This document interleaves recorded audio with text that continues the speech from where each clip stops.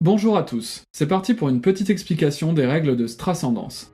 Dans Strascendance, une épidémie de danse se répand sur la ville de Strasbourg. Au milieu de ce chaos, vous incarnez un trouble fait qui souhaite profiter du contexte pour prendre le contrôle des différents lieux de la ville et y endiguer l'épidémie. Malheureusement, vous n'êtes pas seul à avoir eu cette idée, et une lutte pour le contrôle de la ville vient de commencer. Ici, on vous présente la mise en place dite classique. Mais sachez qu'il existe également une mise en place avancée que vous retrouverez à la fin du livret de règles. Dans un premier temps, posez le plateau au centre de la table.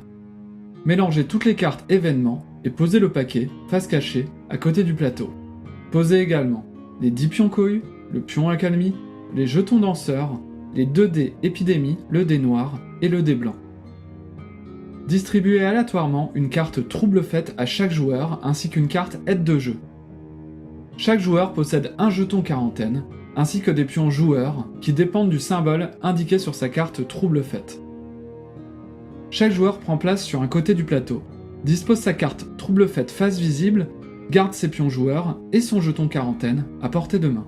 Les cartes lieux représentent les différents lieux que vous allez devoir défendre face à la fièvre dansante. Les lieux sont identifiés par une lettre qui indique le quartier dans lequel le lieu se situe et par un chiffre allant de 1 à 6. Chaque carte lieu est représentée par une case sur le plateau.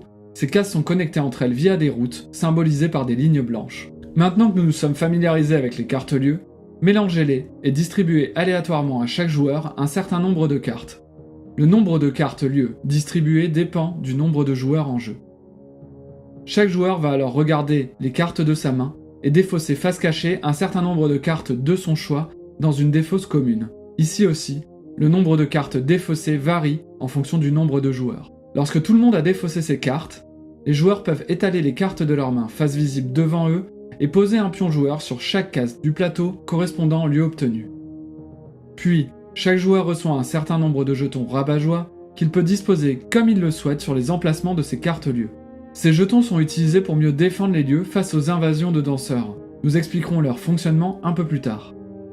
Enfin, déterminez le premier joueur. Celui-ci pioche 3 cartes au hasard dans la défausse des cartes lieux et dispose un pion cohu sur le plateau sur chaque case correspondant au lieu pioché.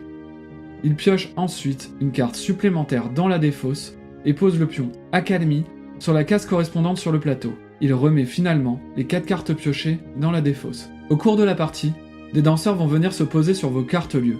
Lorsque les 3 emplacements d'une carte sont recouverts par des danseurs, le joueur doit défausser sa carte et poser son pion joueur sur le compteur d'hystérie.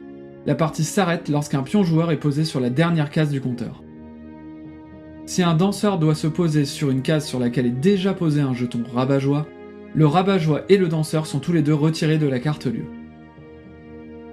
Durant son tour, en commençant par le premier joueur, un joueur doit effectuer les 4 actions suivantes. Tout d'abord, jeter les 4 dés.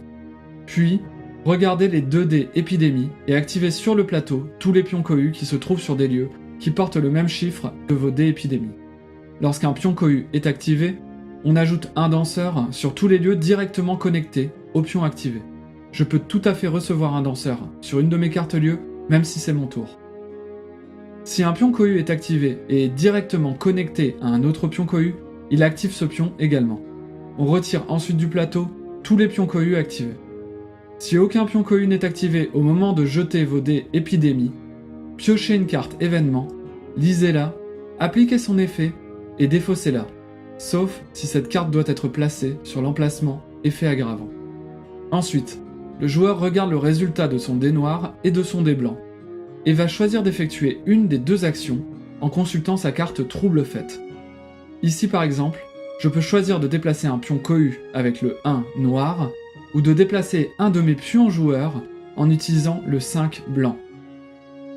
Enfin, le joueur ajoute sur le plateau autant de pions cohus que le nombre indiqué à côté du dernier pion à avoir été posé sur le compteur d'hystérie.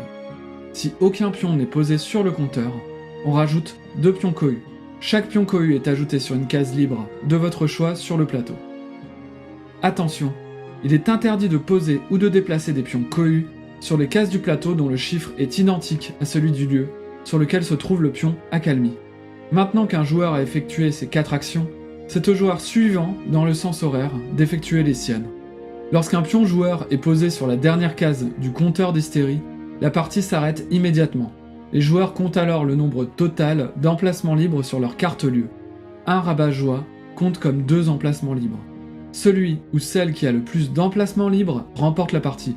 S'il y a égalité, c'est celui ou celle qui a le plus de cartes-lieu qui remporte la partie. Vous savez à présent jouer à Strascendance. Pour plus de précision, on vous invite à consulter le livret de règles et la FAQ disponible sur notre site internet. On vous dit à tout bientôt et bon jeu.